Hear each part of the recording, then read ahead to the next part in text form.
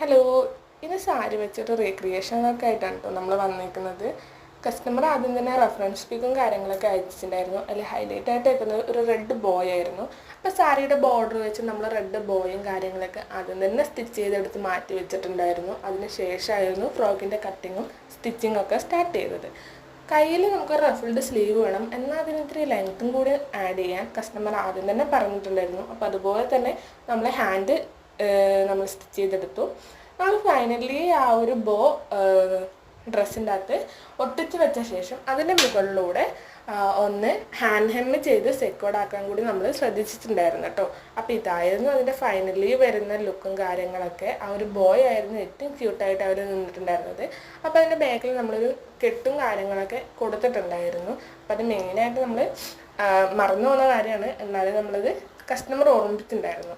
അപ്പം ഇതായിരുന്നു അതിൻ്റെ ലുക്ക്. എനിക്ക് ഭയങ്കരമായിട്ട് ഇഷ്ടമായതായിരുന്നു. നിങ്ങൾക്കും ഇഷ്ടമായിരുന്നെങ്കിൽ ലൈക്ക് ചെയ്യുക, ഷെയർ ചെയ്യുക, കമൻറ്റ് ചെയ്യുക, ആൻഡ് ഓൾസോ സബ്സ്ക്രൈബ് കൂടി ചെയ്യുക.